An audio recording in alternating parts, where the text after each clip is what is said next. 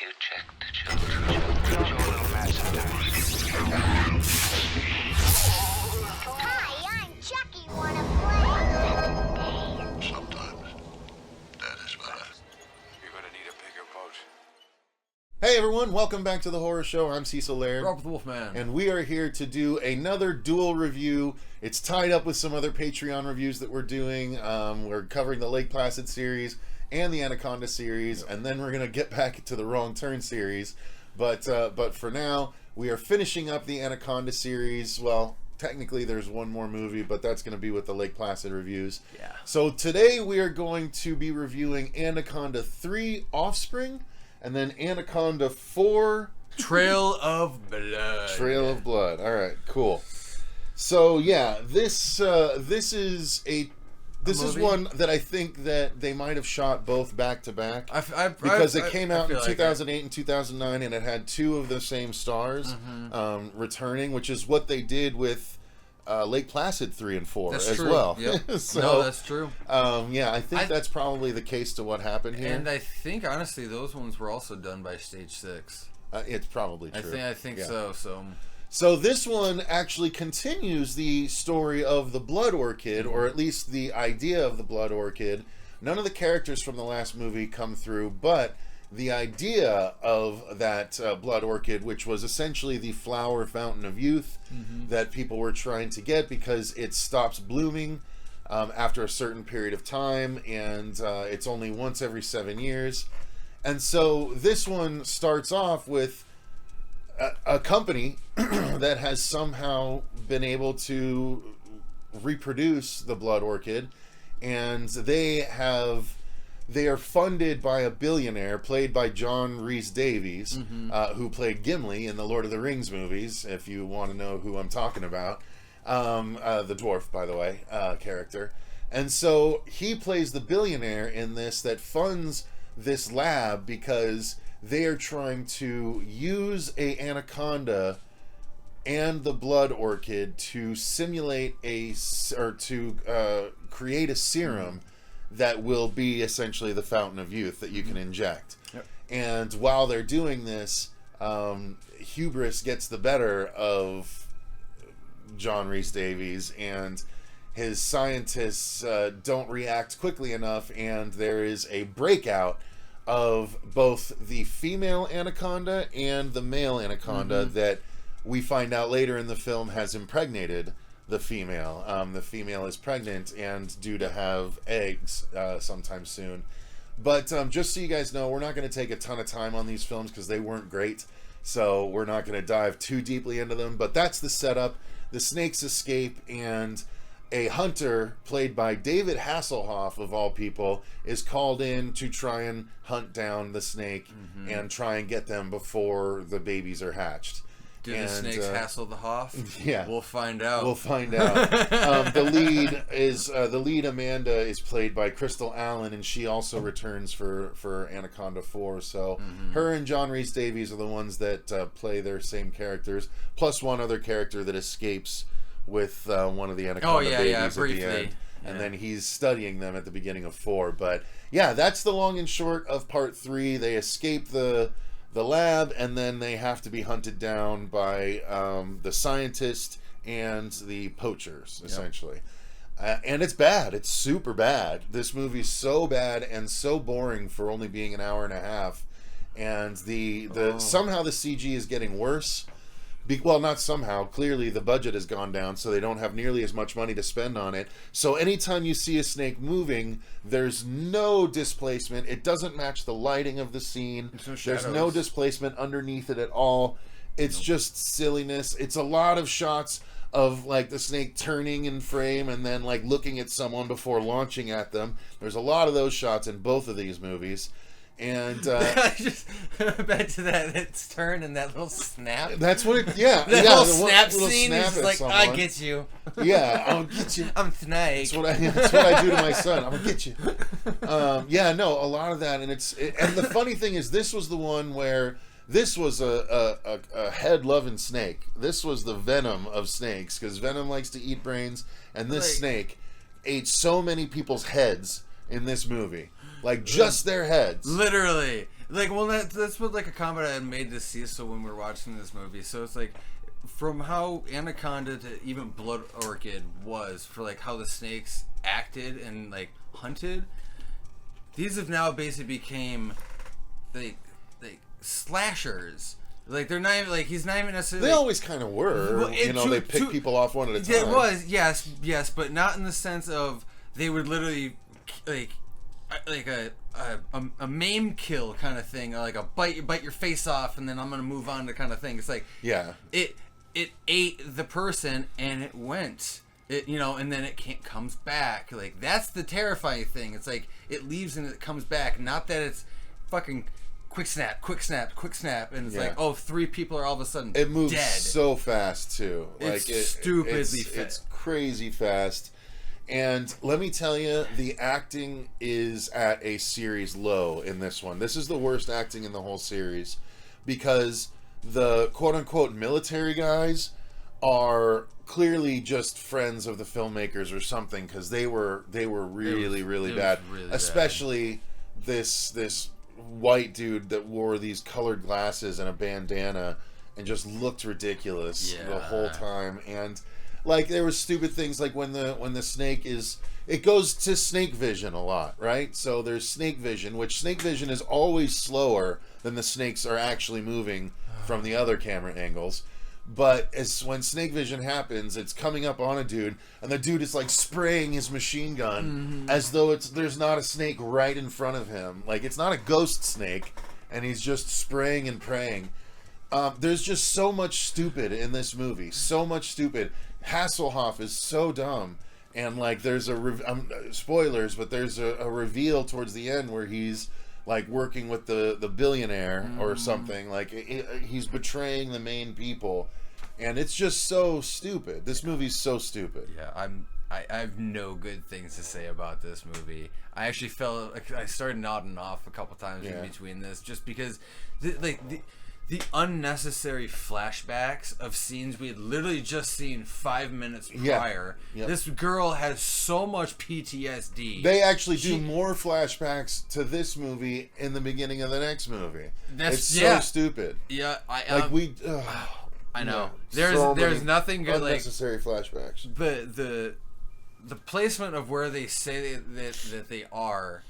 Or no, actually, I think that's in the 4th movie, so I'll hold off on that comment. Hold off. Mm-hmm. But even still, for where they're saying that they are in this, it's supposed to be in like Romania or something. Like, these snakes cannot survive in that climate; they are gonna die. It's beyond me. Like, it's stupid. There's no redeeming music. The acting is trash. The CGI is trash. I'm pretty sure it's the same director for both. Let's see. It's the Don E. Fauntleroy. That's what it was for the 4th one. I know on the credits. Yeah. So it is. Yep. Same guy. Yeah. Okay. Well, that makes sense. Well, so he made both. Yeah, back to back probably. Good job. You failed twice. Yeah. Really rough. Really basic filmmaking too. Like, just cutting to someone running into a room to grab something and cutting right back to the group shot. And but I also too is the unnecessary dragging out of shots. You're focused on like a stream for like 30 goddamn seconds and nothing's happening, or them like running across the field. Different things like it makes no sense on the editorial decisions that they took with this. They were literally trying to just keep time in with filler scenes. Yeah. And it really hurt this movie. I probably, the pacing would have been better if they cut it down to an hour 15. It probably would have been more enjoyable. The story was bad. The acting was worse. The filmmaking is basic at best, and the effects are terrible. That's as much as needs to be said about this. Oh, Talk about the green screen car shots. Oh my god, the green... Yeah, Wow. you're right. The green screen is really, really bad in both of these movies. Yeah, it's to 3 where, and like, 4. The green screen when they do cars is just so terrible. Yeah, and I was saying to Cecil, it's one of those times where it's like you could actually just rig like a Steadicam onto the hood, shoot through, have them rigged and mic'd up, and it actually would have looked better. Yeah, there's no way. There was a wouldn't have couple. spent the money. No, there was a couple. They would have saved money if they didn't do the goddamn green screen. They could have done the car thing, but there was a couple times with that green screen, it would have cut off like half of a girl's face as she was like talking. It was so bad. The outline, like your guys, that tracking was terrible. Yeah. I'm just gonna leave it at that. Shame. So yeah, that's Anaconda 3. Yeah. Let's move on to Anaconda 4. Directed by the same guy, starring 2 of the same actors, but instead of David Hasselhoff, now we have Johnny Cage from Mortal Kombat. Yep.